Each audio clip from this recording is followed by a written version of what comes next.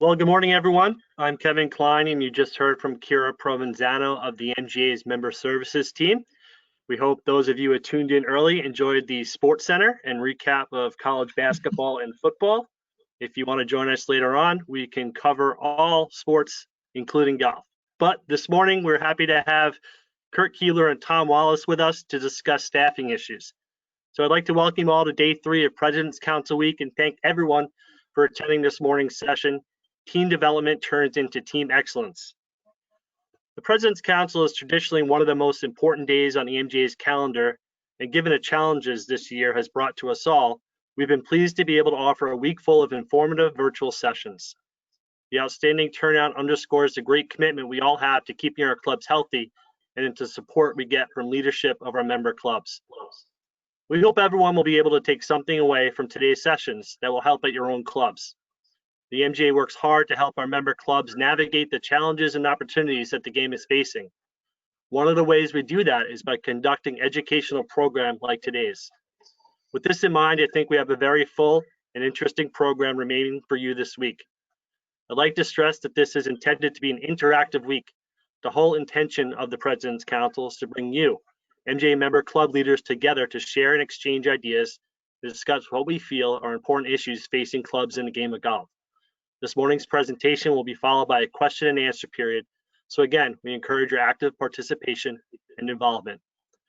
The MGA is committed to supporting our member clubs during this difficult time for everyone. We aim to over-deliver and be the best we can possibly be, and hope meetings like today help in that goal. We want to thank all of our supporting sponsors for this week, and we hope you will seek them out when they can be of help to you and your members. Please let Kira and I know if we can provide additional info on any of our partners listed here. Now I'd like to introduce our speakers this morning, Kurt Kuebler and Tom Wallace of Kopplin, Kuebler, and Wallace. When we inquired with general managers from clubs around the Met area to discuss what topics were of most concern to them in their clubs, one issue is clearly at the top of almost everyone's list: staffing. Attracting, training, housing, compensating, and keeping qualified employees in place has been a challenge that all clubs in the area have faced for many years. However, recent minimum wage legislation, competition from other industries, and the increasing demands on the work-life balance that an active club puts on its employees has made the situation even more difficult, not to mention all the challenges COVID has introduced. And it's a problem that we face at every level, from those on the management team that lead our clubs to the myriad of positions that we need to fill on a seasonal basis. We think it is important for club volunteer leaders to hear about and better understand the issues GMs face on a daily basis from the MGA and industry experts. We have two very knowledgeable presenters with us this morning that bring a wealth of practical experience in the private club industry that will address all aspects of this important issue. We've been lucky to have Kurt Kuebler present at our President's Council in the past, and we welcome Tom Wallace to the PC. Kurt is a graduate, as you heard, of Michigan State University, where he earned a degree in hotel, restaurant, and institutional management, and has been connected to the private community ever since. He started as an assistant club manager in Michigan and served in leading management roles at some of the top clubs in the country. He's also served as president of the Club Managers Chapter in Florida and as a national director of the CMAA. Since 1996, he has teamed with Dick Kopplin as a partner in the private club consulting and executive recruitment firm of Kopplin, Kuebler, and Wallace. The firm is widely recognized not only for their executive searches, but for their consulting work with clubs on governance and management issues. Kurt has been a frequent guest lecturer and has been recognized as Educator of the Year by Boardroom Magazine for his work in the club industry. Tom Wallace, before joining the firm in 2014 and becoming a partner in 2016, served in club management in some of the country's most recognized private clubs. Tom's management career spans over 25 years in the private golf, country, and community club industry. Most recently, Tom served as the general manager, CEO for the club at Mediterra in Naples, Florida, and he also applied his leadership skills for a decade at Oakmont Country Club in Pennsylvania, where the club, under his guidance, hosted 3 major championships in a 7-year period. In 2007, Tom received the Excellence in Club Management Award as a top performing manager, presented annually by the McMahon Group and voted on by a panel of industry experts.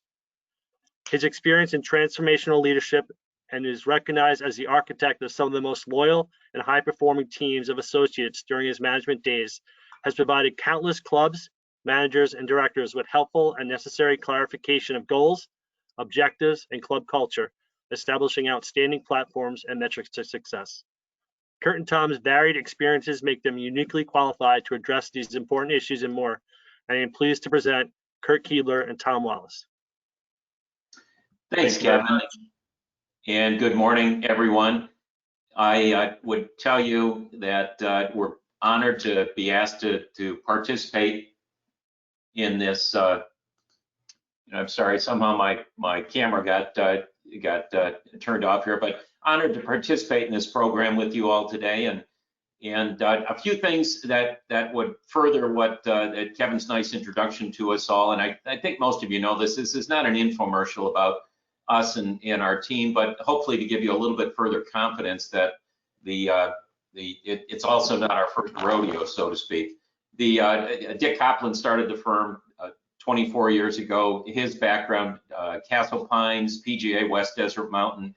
As Kevin noted, I joined several years ago after managing clubs in Michigan, Florida, and out at Desert Islands in Scottsdale. And then Tom's background, the country club in Cleveland, Oakmont for 10 years, and Mediterra, as was noted. So I would tell you that the three of us annually get to visit probably 200 and some clubs. Then we've got the rest of our team, almost every one of whom have been in significant leadership roles in the club space, but also, some of the folks on the bottom left and bottom right here, we brought in from other sides of the industry, and really from a team development perspective, from best practices in restaurant groups, best practices in HR, best practices in Four Seasons. Annette Whitley brings that to the table. So while Dick, Tom, and I might visit 200 clubs a year, you then multiply it with the rest of this team, all bringing significant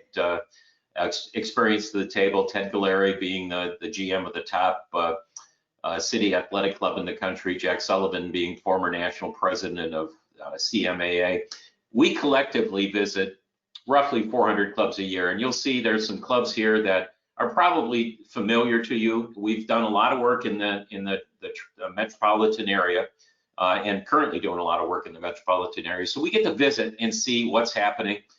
I always think back on this particular topic. I wish I knew then what I know now, because I think all of us were pretty good leaders in our club management days. But now that we've gotten to see so many best practices, and frankly, a whole bunch of dysfunctional practices, but the best practices, which is really what today's discussion topic is all about, really brings to light the fact that the best club experiences are almost always predicated upon an extraordinary team culture and team committed to excellence. So that's what you're going to hear from us, and I'll let Tom pick it up from there. Thanks, Kurt. Well, we're going to talk about the key principles of team development. And when we were reached out to, that we really thought this was a great topic, because this is something, Kurt, as you know, we share with a lot of club leaders throughout the country.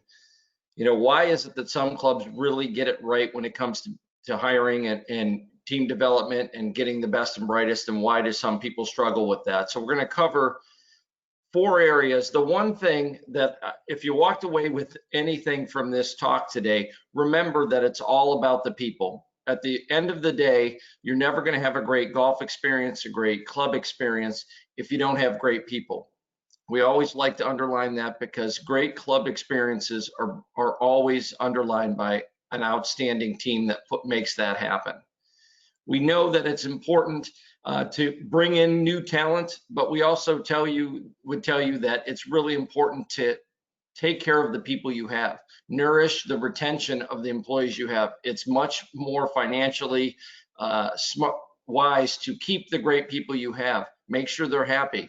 I always, whenever I'm teaching a class of leaders, I ask them how many of them do exit interviews. Almost everybody puts their hands up. And then I ask a different question. How many of you do stay interviews, to make sure that your people are happy and why they're staying, to find out what makes the club a great place to work, what makes the club challenging as a place of work, and really focus on keeping those folks. If you could keep the great people you have, not lose those people, that's one big start to having a great team.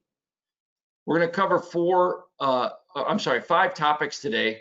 The keys, I believe, here at KKNW to developing a great team. One is turn faith to trust. Second is have a process. The third is engage your team. Fourth is cultivate your team. And 5 is challenge your team. I think if you can do these 5 things, you can create an outstanding team. Turning faith. Oh, Kurt, go ahead. Sorry. I just wanted to jump in for a very quick moment here, and you know, picking up on how what Kevin suggested as he introduced us. Without a doubt, there has been a significant concern expressed by just about every club we walk into. How do we find, attract, retain, develop key staff throughout the whole organization? I would tell you, in our view, since COVID, you either can look at this as a significant challenge or a tremendous opportunity. And I think where I see the opportunity, and Tom and I will be highlighting this throughout, we have probably since May, I think we have spoken to well over 500 people from the hotel, resort, hospitality world. And we're not talking about all just food and beverage people, you know, anything across that spectrum. That industry has been so decimated, while at the same time, the club industry, frankly, has been, you all been impacted more than, I'm down here in Florida, but more than we have in Florida. But nonetheless, every environment that we've gone into, with the exception of Midland, Texas, where I was a couple of weeks ago, every single club from Monterey to Portland, Maine to Columbus, South Carolina, Athens, Georgia this week, every club except Midland, Texas, which is oil industry dependent, has had a record number of rounds of golf, and frankly are doing pretty well. They've laid off very few employees. The hotel, resort, and hospitality world is decimated. Those club leaders that really get this whole dynamic can really tap into a great group and an expanding group of some qualified individuals. But again, the whole thing is, why would they want to come and work for you, which is what this program's about. But there's a huge opportunity there if you take advantage of it. Tom? Yep. Thank you, Kurt. Great leaders, great team developers take the faith that employees give them and turn it into trust. It's the most important thing you could do, is create a supportive environment for your team. So turning the faith they give you into trust. I think one of the things you have to be as a great team developer and a great leader is you have to be self-aware. You have to know your stuff. You have to be seen as the expert in the field that you're in charge of, whether it be a golf operation or the entire club operation. But the most important thing for a team is that if you don't know something, don't ever give them something that isn't correct. Be self-aware enough, be confident enough to say, that's a great question. I don't know the answer to that, but I'm gonna get you that answer, and I'll come back to you. Great leaders are self-aware enough to know they don't know every answer to every HR question, every answer to every employee's question. Great leaders know their stuff. They know how to run the operation and can answer just about any operational question that comes up. But if an employee asks you a question, a key part of turning faith to trust is saying, you know what, I don't know, but I will find out, and circling back. It's really important that you do that. You be self-aware. It's really important when you're asked a question by an employee that you close the loop. Yeah, in our world, that's called humility. And I would tell you, when we sit with decision makers, you know, we're mostly in the executive search business, and when we sit with decision makers, what they're looking for is someone who's humble enough to understand what they know and not afraid to tell somebody when they don't know. Absolutely. One of the most humbling moments in my career was realizing as a young leader that just because employees want to do things differently than I would do them, it doesn't mean it's wrong. If you want to turn faith to trust, allow your employees to get their own way. It doesn't mean that they're going to go totally off the rails, but if there may be different ways of getting things done, set the goal, set the timeline, set the expectations, and let them go do it. If you do that, you're going to turn faith to trust. You're going to build trust. You're going to build a team that can think on their feet and on their own, which is great. A lot of times as a young manager, a young leader, you end up thinking, well, that's not the way I do it, so it's wrong. It's important when you're trying to develop trust that you realize people are going to do things different ways, especially with 3 to 4 different generations of people in the workforce. Everybody's going to have their own approach. As long as they get where you want them to go by the timeline and reach the goal you've set for them, let them go and do those things. It's really important that you understand what employees are looking for. There's all kinds of studies out there about what we think is important versus what employees think are important. So whether it's, if you look at this graph, I always just look at the very top one. We think that full appreciation for work as employers isn't as important. They think it's the most important thing. All the way down here is good wages. Look at the importance we put on good wages versus what your employees do. So it's really important that you know what the folks that you're trying to bring on board are looking for. And you could find these studies all over the internet, but I do think it's important that regionally you take a look at what it is that's important to the employees in your region. It's also really important. There's so many great evaluation tools out there, behavioral assessments, things like that. One of the greatest things I ever did when I got to Mediterra was I had a tremendous amount of direct reports. So I really wanted to know who all of those folks were. So I put them through this. This is called Illumina, which is something the CMAA uses. And I really found it very educational. It helped me as a leader understand how my everyday team acted, how my team was going to act when they were overextended, when they were stressed, and how they were going to just be, if they were away from work, what kind of people were they? It just gave me a great appreciation for who my team was and how I needed to lead them to be most effective. These tools are pretty economical, and they really do help you as a leader understand how to best manage your folks. The other thing you need to do if you want to turn faith into trust is tell them who you are. I know one of the best things I ever did was, this is my Lumina exam, and it basically tells you that the bigger the words, kind of the stronger behavioral reflection of who you are. So I'm a very tough, logical, social person. One of the things, if you look at the very top, one of the things I'm least is accommodating. So I know if someone wants to ask me for a weekend off, I'm probably not going to be thinking that's that important as compared to someone else that might be a little more accommodating. So it's important to share with them who you are as a leader so they know how to work with you as well. This is my leadership Lumina as well. Obviously, the bigger the words. So as a leader, when I was very outcome focused. I'm down to earth, I'm extroverted, but more than anything, I was outcome focused. I think sharing that with my employees, my team, really helped them understand me as well.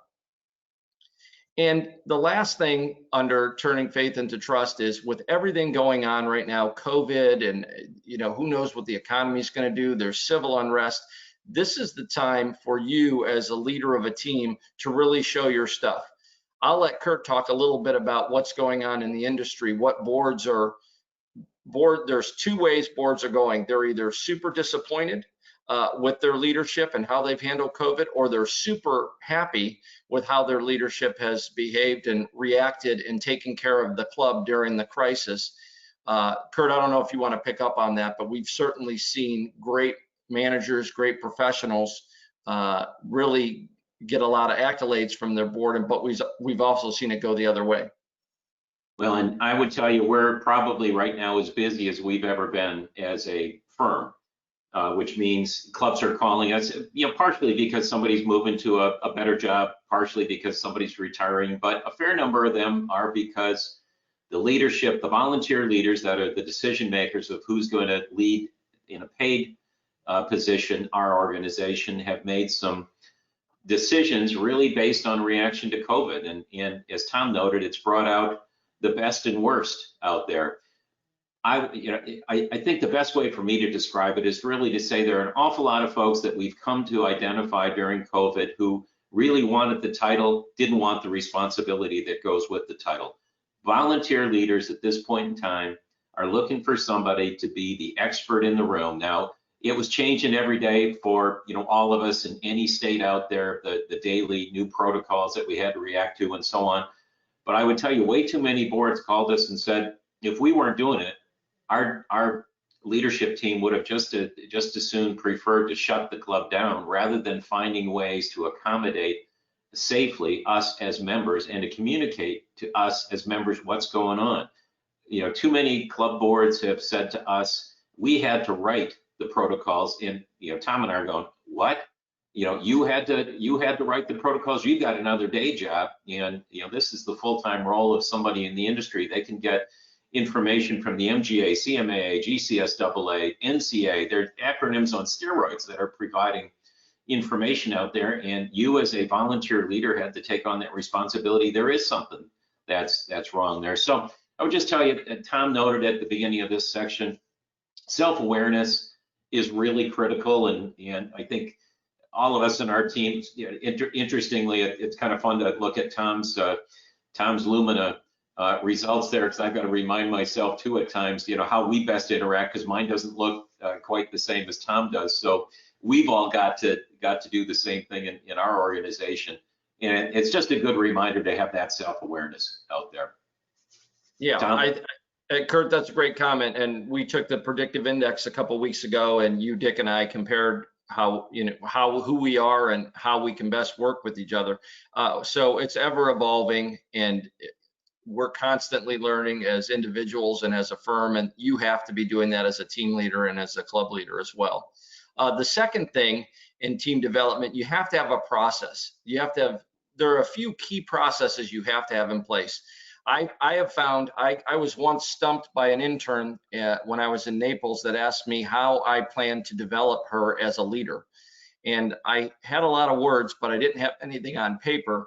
So I produced this leadership matrix that I could take an intern through and say, here are the things we're going to do. Here is how I'm specifically going to develop you into a strong leader in the hospitality industry. And that was very helpful. So I encourage you to put it in words. I'm big on charts and things like visuals, but you could put it on a white paper. But I do think it's important that you can clearly articulate to young people, as challenging as it is to get the best and brightest to come work for you. I think it's really important that you have a leadership matrix and you can clearly tell someone how you're going to develop them. I also think it's really important that you have a focus around these 8 areas. I like to call it the teammate life cycle. But I think it's incredibly important that you be able to tell everybody in your organization where you're going to recruit. This chart might be the most important one we're going to look at today. Where are we going to recruit as an organization? Where are we going to select, and how are we going to select people? How do we orient people? How strongly do we orient the team so they're ready to go? How do we set the culture for them? How do we let them know what we expect of them? Why this club specifically is so special? One of the things I did at Mediterra, we had a full 8-hour day of orientation, and I brought in a couple of board members, and I would open the orientation before I'd start with them telling the employees why the club and the community was so special to them.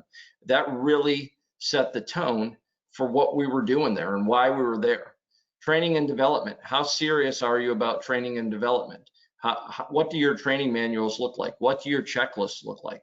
Recognition and retention. How much effort do you really put in on a daily basis towards retaining your great people and recognizing them for a job well done? Feedback. And Kurt, you could jump in here, but feedback, performance reviews, what are you doing to make sure that not only are you holding your employees accountable, but they're having a chance to give you feedback on the club and the leadership that you're giving them. And finally, continued education. I think it's important that whether you have someone that wants to go on to be a director of golf, or you have someone that's at the end of their career and just helping in the shop or in the bag room, I still think it's important that you're bringing something new to them you know, at a minimum of once a month, get together, show them some new stuff, show them something that's happening in the golf world, show them something that's happening with, you know, Top Golf, introduce them to that concept, introduce them to all the things that are going on so that they just are a little more aware of what's going on in the world that they work in. Kurt, anything on performance reviews or anything, or did you want to hold that?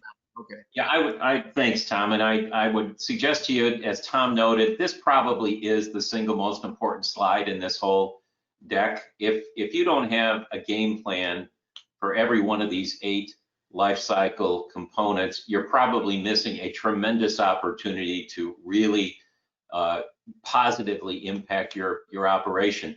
You know, looking at this, again, as I'm reminded on a regular basis, one of the real key requests of search committees in every discipline, whether it's a GM, a director of golf, a superintendent, CFO, you know, any of those things that we're doing. In this day and age, almost every decision maker who's hiring those who have engaged us to do it are looking for this sort of process in there. They want to understand how somebody goes about, you know, creating an employer of choice environment out there. And interestingly, when you start to peel it back, most of us, like me, who came up only in the club industry, I was only focused or experienced with how other clubs did it. And frankly, they were only as good as the one-off of that club, you know, the one-off experience that club was able to create. My point being, recruiting out of one of the iconic brands, Ritz, Four Seasons, you know, Montage, they go through this stuff on steroids, every single one of these steps. And because they've got big organizations behind them, they've been able to develop it. But I think what enlightened club leaders are now doing is they're figuring out or learning directly from those organizations how they do each one of these. And I'm highlighting as an example, you go to the Ritz-Carlton, they don't hire people, they select people.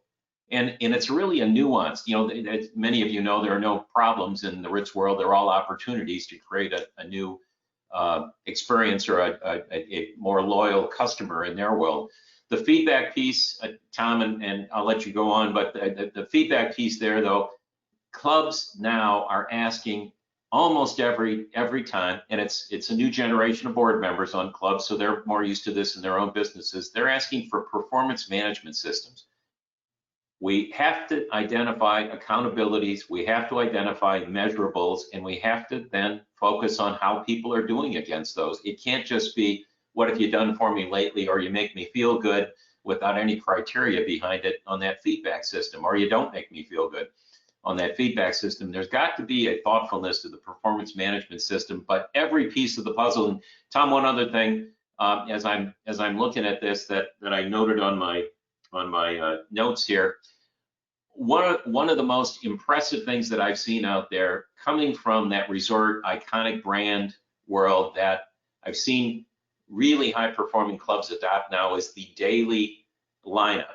And then, you know, we club GMs out there have gotten used to that in the food and beverage operation. But if you go to the Broadmoor, you know, again, a Four Seasons Ritz property or something, every single department, whether it's accounting, administration, facilities maintenance, they have a daily lineup talking about and reminding folks of what are the key things that we are here to do, what are the key things that we have happening today, and they're educating every group every single day. We do that really well in certain you know, food and beverage. Most times on the agronomy side, we do a good job of that, but it's got to be further developed in every operating department. Tom? Thanks, Kurt. Yeah, the one thing I'd tell you is when I speak to folks in the club industry, I ask them to raise their hand if they have a white paper on exactly where they're going to recruit, how they're going to select, how they're going to orient. Maybe 10% raise their hand.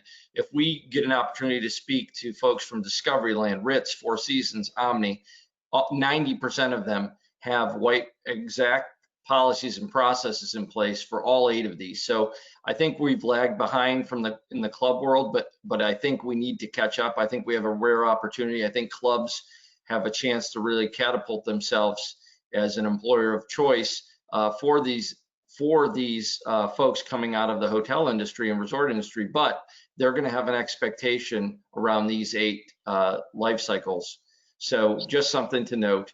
I also think it's really important. We never go into clubs and tell them to add another committee, but if we do, oftentimes we're telling them to trim it back. We think it's important to have a human resource committee, or I've even Detroit Athletic Club, Kurt, just, I think I mentioned this to you, started a employer of choice committee. This is not a committee to come in and look at how much your employees are making. This is a committee fully focused on, typically they're vice presidents of HR for big public companies, but they have a lot of experience on making sure that what you're offering, your benefits, the money, the training, the ongoing training, everything, your full package that employees look at to come on board with you is as good as it can be. I did this while at Mediterra, and it really helped us. It really helped the board to understand the amount of money and commitment to HR that we were going to have if they truly wanted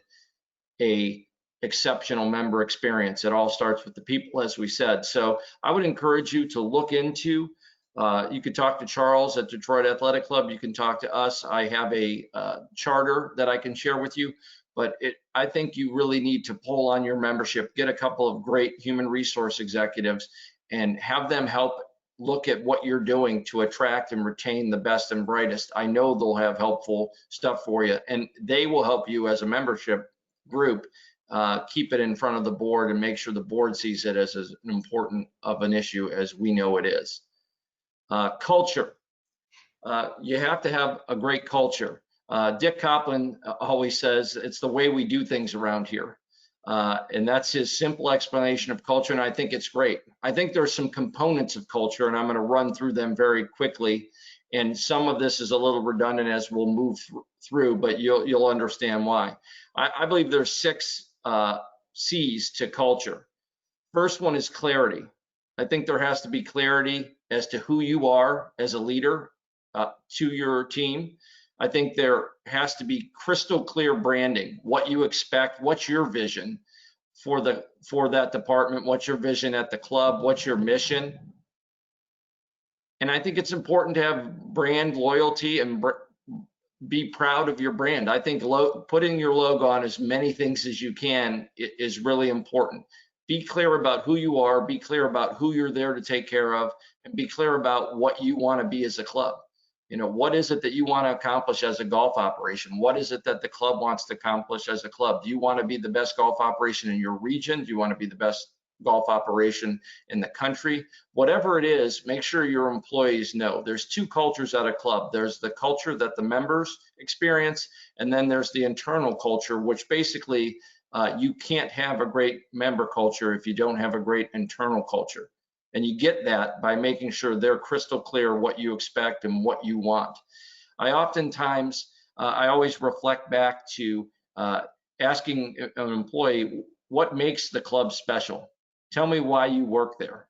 And I always find it difficult, really unbelievable, but difficult to understand how someone can't clearly articulate why they love working at Mediterra, why they love working at Wingfoot. If you really can get your employees, it's a great branding tool and it's a great recruitment tool. If you can give a couple of lines that your employees can say to anybody that when they say, why is it that you work at Wingfoot? And if they could rip off 2 or 3 sentences as to why it's a great place to work, why they're an employer of choice, it's really going to help with your recruitment of new and better folks. I also would always tell members it's important that they have a great speech as to why the club is a great place to join. It's the same thing for the team. You really want them to have a great elevator speech as to why it's a great place to work.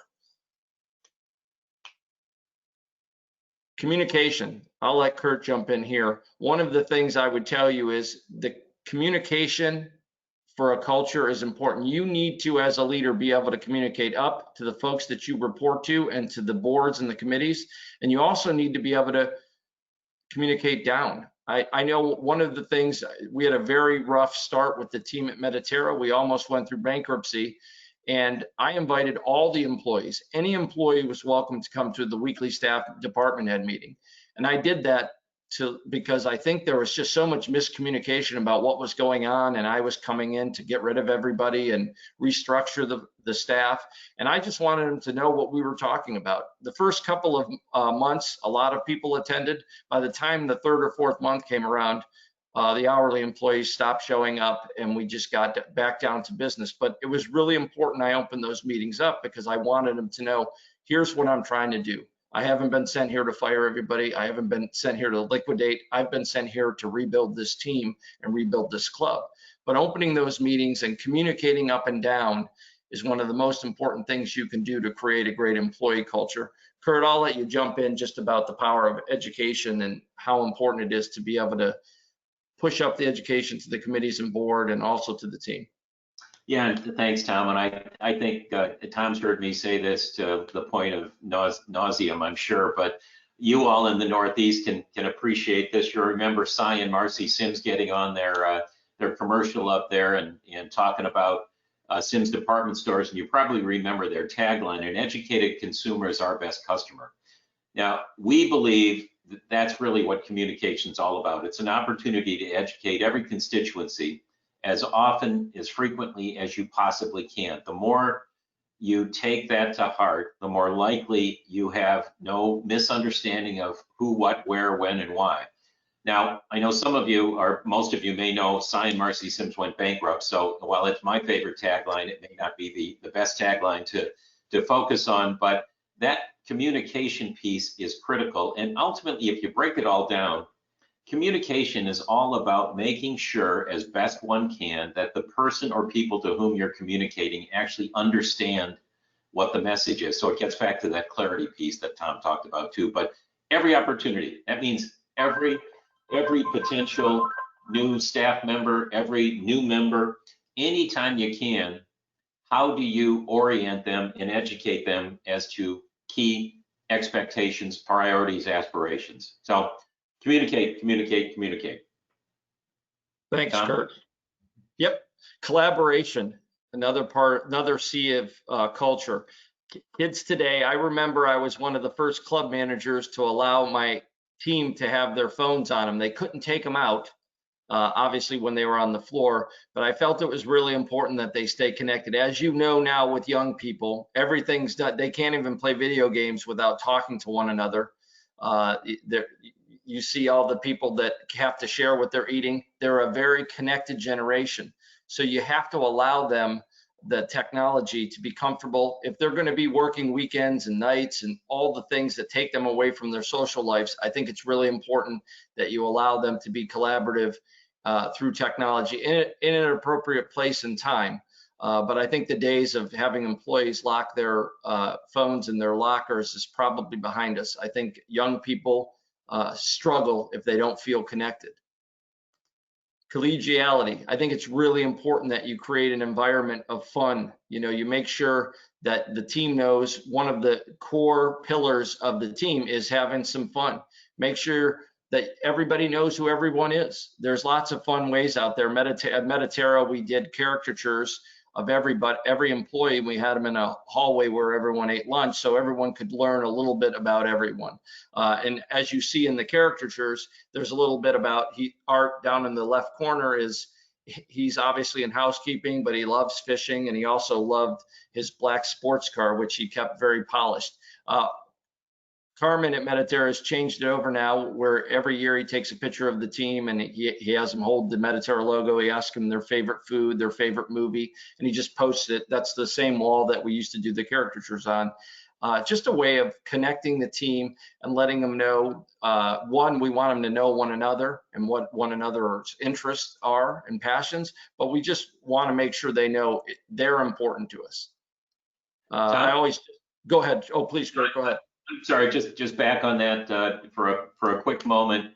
When I got to Isleworth some years ago, it was kind of interesting, and some of you can probably relate to this. When I would go down to the employee lunchroom, break room, I found when I first got there that it was kind of, you know, this group sat there and they only sat with one another. This group sat over there, they only sat with one another. It was kind of an odd, you could tell there wasn't a lot of cross communication and so on. And I was talking about that with a fellow manager one day shortly into my tenure at Isleworth, and she actually suggested to me, have you ever had, a lunch with a group of specially invited employees? And she told me what she did. Ultimately, it was one of the best things that I ever did to really hit that collaboration piece. Once a month, I would invite 10 members of the staff, from housekeeping to food and beverage front of the house to golf maintenance to you name it, both managers and line staff. And frankly,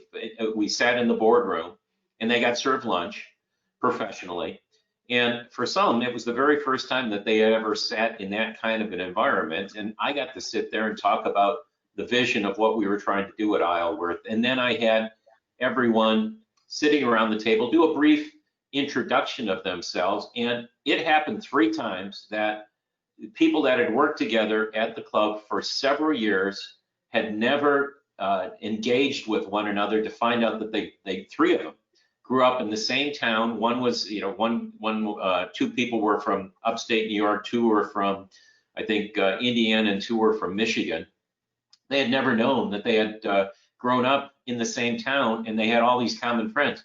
All of a sudden, each of them had a new best friend at the club, and it was amazing how that blossomed and how the team excellence really catapulted from there. And it was really just a matter of getting these folks together and talking about or introducing them to others that they had never been introduced to. The other thing, and I'll let you jump back in, Tom, but the other thing that I learned from that is, in the onboarding orientation process, they were generally doing a pretty good job orienting new employees to their particular department, but there was no cross introduction. So yeah, people would walk by one another in a different department and had never been introduced, and frankly, there wasn't a lot of proactive introduction at that point in time. So we made it a point to, everybody got to see every part of the Isleworth experience. Well, if you were in housekeeping, you got to see food and beverage, you got to go out in the community, down to the golf shop and so on. So all of a sudden, there was a lot more recognition that it's one team, one Isleworth in that particular case. Tom? No, that's great. Absolutely. Another C of culture is cultivation. The bottom line is, one thing we know about the younger generations, if they're not growing and you're not teaching them, they're leaving. If they're not growing, they're going. It's really important that you are known as a director of golf, as a head professional that develops good people. The young talented folks coming out of university want to go somewhere. They're not so much worried anymore about what club they go work for. It's who they're going to go work for, and do they have a great reputation for teaching? Do they have a great reputation for mentoring? And do they have a great reputation for developing them for the next step of their career?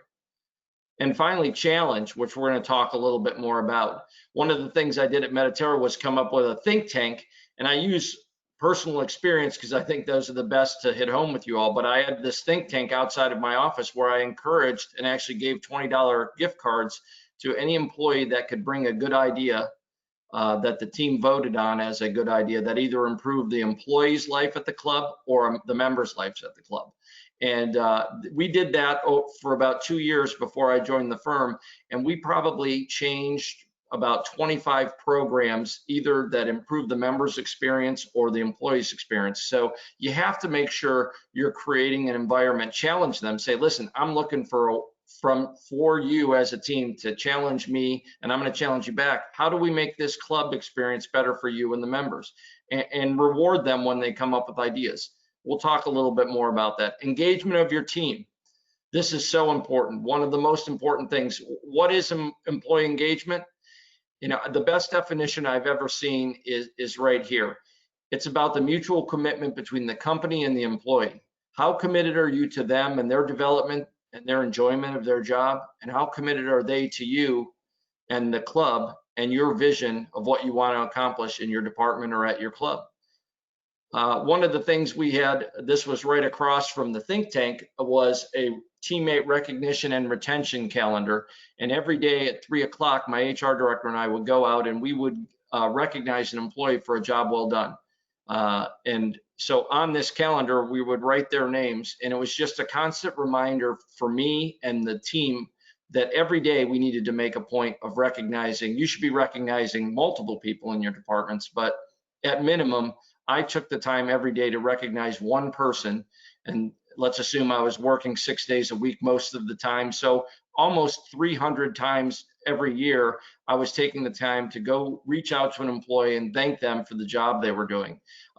This was also something when members would see it, they would ask me about it, and it really underlined my commitment and hopefully reminded them about the commitment we needed to have to our team in order to have a great team and a great member experience.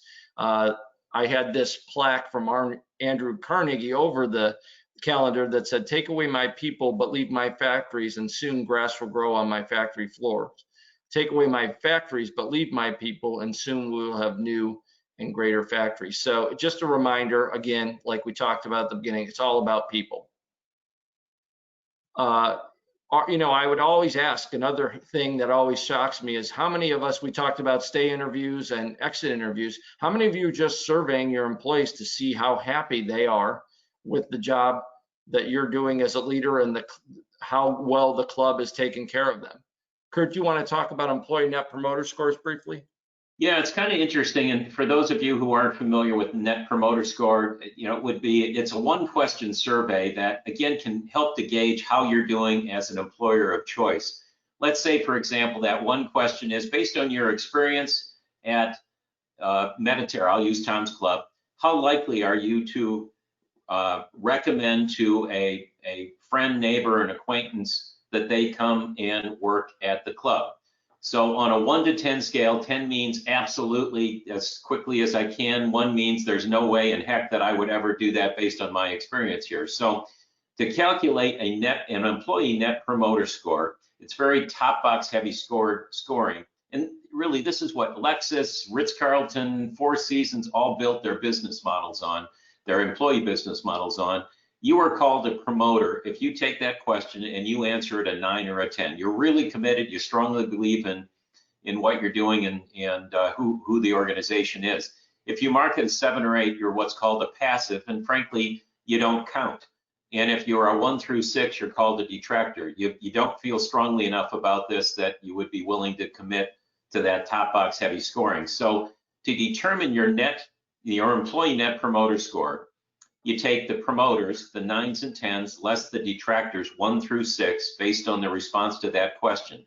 So in this example, the net promoter, there were 100 employees that responded to that, 75 were 9s and 10s, 10 were 1 through 6s, and then 15 were what we call the passives. They don't count. So it's 75 less 10 equals that round box of 65, the net promoter score. We ask this same question. We're not in the survey business, but we really appreciate when clubs do this with their members. Based on your experience as a member at Mediterra, how likely are you to recommend the club to a friend and acquaintance to become a member? So the average net promoter score for members in the industry is 43. And I know that I was on a webinar with Club Benchmarking yesterday. They do this sort of net promoter score calculation. So 43 in the industry. Agonizingly, the net promoter score, employee net promoter score in the club industry is 7. That means we're doing an awful job, and I just validated this yesterday, 7. So that means a huge number of employees are disengaged, frustrated, not feeling part of the organization. We love the ENPS, Employee Net Promoter Score. We love getting those because you really understand, all those things on that early slide that Tom showed you, appreciation, training, recognition, all of those things are critical. And frankly, how much you get paid is usually 4th or 5th on the employees rating, but usually number 1 on what we, the employers, are thinking people are looking for. This is a transformational scoring system that is very unobtrusive to have anybody take or score out, but you should do it somewhat regularly and really start to understand the value of it. Tom? Thank you, Kurt. Obviously, you want to cultivate your team. We talked about that earlier. It's really important. One of the things I I recognized early on is when I was a general manager, I really wanted to make sure my assistant managers understood how, when they got their chance to become a general manager, that they knew how to do it. So I had each and every assistant that ever worked for me create a leadership manual. And what I told them was, if you were starting here today to do your job as the assistant manager, I want you to start from the very beginning and create a manual. So the first 2 or 3 assistants that did this really had all of the work. And after that, each of them, I would require that the assistants had to tweak up and go through the old manuals and update them. But it was a really powerful tool, and they really looked at everything. They developed an explanation of the history, the culture, member relations, committee minutes, surveying, how we operated it within an HR operation, what we did to remain excellent as a team. I did it at Oakmont, I did it at Mediterra. It really was beneficial, and it pretty much gave young assistants a blueprint to go become a leader of their own at their club, and to make sure that they didn't miss anything. I'm going through this very fast because, as you can imagine, the first one that was done was like a phone book. Now, towards the end of my career managing, they were just, everybody did it electronically, and I would just go in and check it on a stick. And last but not least, and we talked about the importance of team development, challenge your team. Great organizations, great teams are challenged, and they are allowed to think outside of the box. Great organizations have a fluid stream of creativity that's not stopped by the leader of the team. There's no such thing as a warning that says this is a good idea or a bad idea. I think as a leader, you have to allow your team to come to you with great ideas, and you have to balance it. You have to balance the enthusiasm for a new idea and the impact it can have for the member's experience. You have to look at how awesome is the idea, how sustainable is the idea, but you have to create a culture where your employees feel good about challenging the norms and bringing things to you that might help their experience at the club, and most importantly, the members' experience at the club. Like I said, there's no warning about bad ideas. You have to let people take some chances.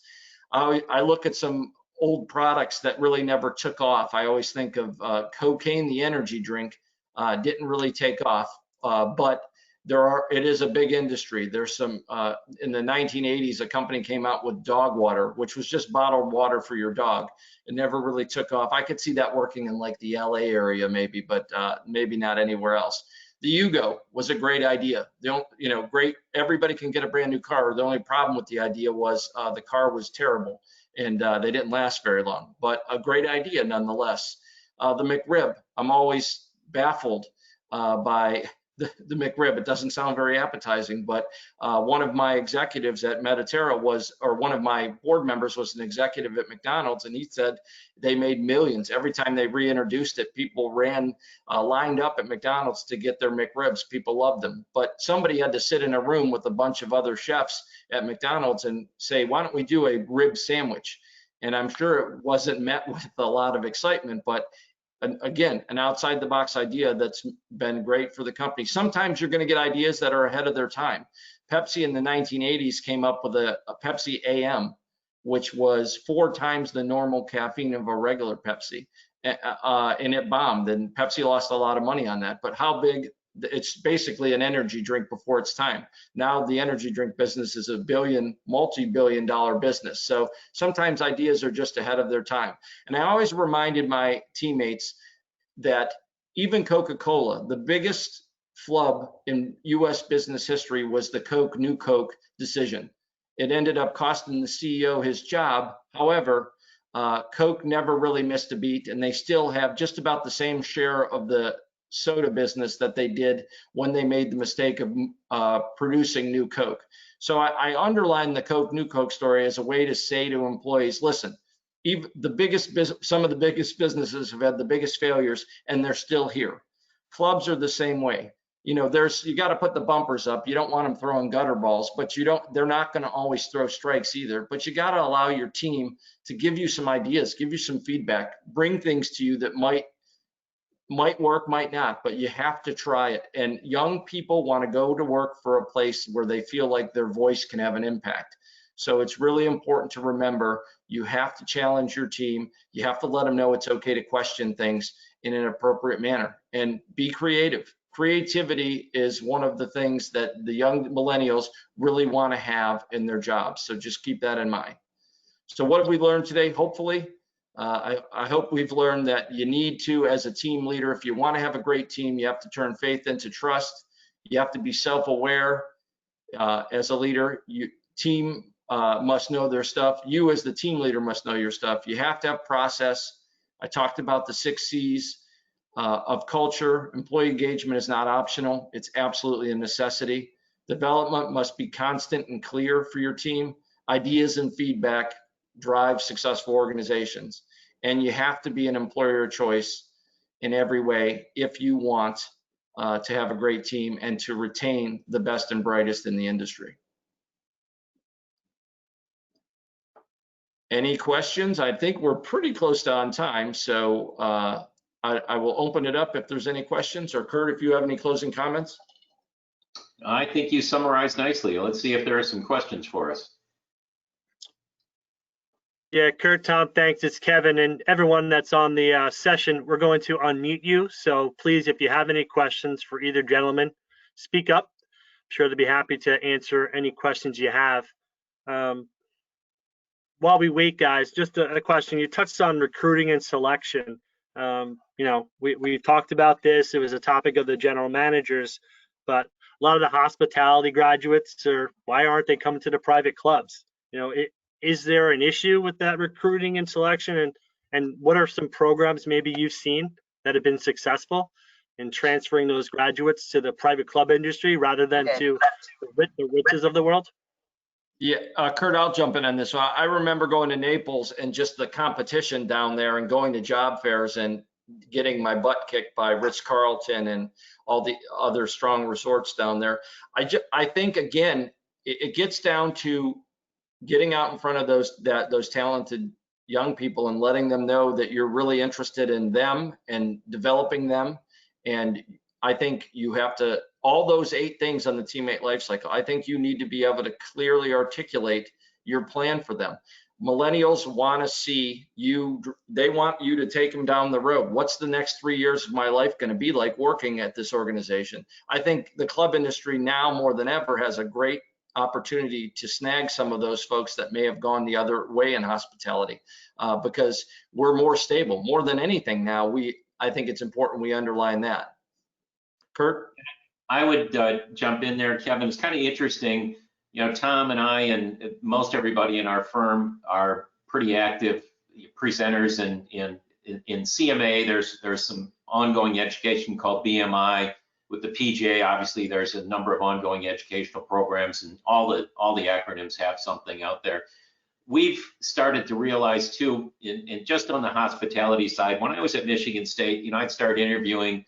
My last term at Michigan State is when all the graduates or soon-to-be graduates would start to interview. I have come to find out that the iconic brands out there now start to interview you when you're a freshman in the hospitality school. So, you know, you take that's just on the hospitality side. Well, why aren't we getting into Ferris or Methodist or, you know, Penn State or whichever one of the PGM programs are out there, or the agronomy schools, and starting to get there earlier and either participating or contributing as a guest lecturer, getting there on campus and starting to develop relationships earlier on. That gets back to that teammate life cycle. Tom talking about the white paper. What's your strategy? You just can't take it for granted these days, and there's got to be a real key strategy to it all. Thanks, guys. Was there someone on the line who wanted to ask a question?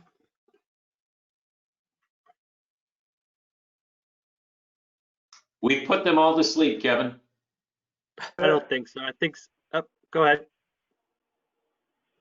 Well, I guess just following up on that, guys, you talk about the younger generation, but maybe something on the challenges of dealing with some long-term employees who are kind of just still entrenched in their ways. They've been there for a long time. How do you handle the long-term employee? Yeah, Kurt, I'll let you jump in on that. I know this is one of the questions we always ask general managers when they're interviewing, and is how they would come into a new organization and deal with those type of employees that are a blessing and a curse. Kurt, you want to jump in? I'm happy to do it as well. Yeah, well, I'll hit a couple things and then let you wrap it. Yeah, I would tell you, Kevin, you can imagine just about every search we do in any discipline. The good news is we have a lot of long-term employees. The bad news is we have a lot of long-term employees, and it can go both ways, because just because somebody's been there for a long period of time doesn't mean they're outstanding, doesn't mean they're bad employees. But the key is, are we doing it just because that's the way we've always done it?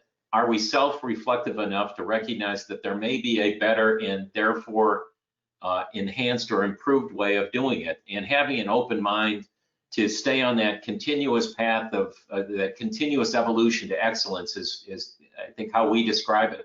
Just because we've always done it that way doesn't necessarily mean it's tradition. It means in most cases it's simply a bad habit that nobody's ever questioned. So creating that culture where it's okay to question why, and really encouraging folks to keep questioning why. Tom noted on that board outside his office the last couple of years he was at Mediterra that come up with an idea. How can we improve this? What is the process? But if that is something that's met with, this is the way we've always done it, shut up and don't question it, you're probably not going to be a high performing operation. Tom?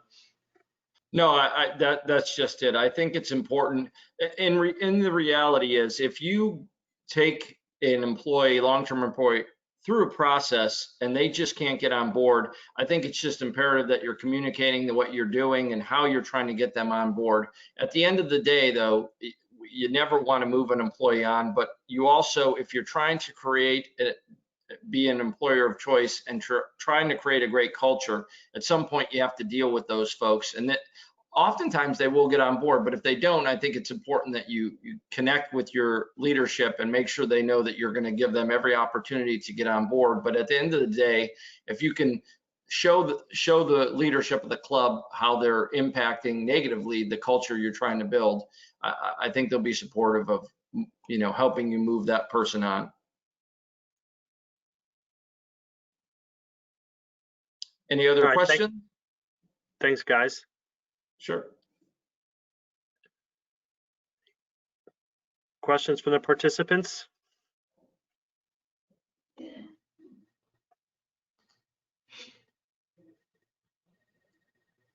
Well, thank you for the invite. Well, guys, we really appreciate you taking the time out this morning to join us. For everyone that's on the line, we will send a follow-up email to all participants later today with a copy of the recording. And please, if you have questions, either ask Kira or myself, or reach out to Kurt and Tom. Obviously, given the presentation, they are fully capable of answering any questions related to staffing, and like they said, working with a number of clubs in the Med area. So just a quick reminder, one more session this afternoon at noon with Joe Kren of Farmington Country Club down in Virginia. Hope that you'll all come back in about an hour and join us for our final session of President's Council Week. But again, thanks to Kurt and Tom for your help today, and we'll see you all later.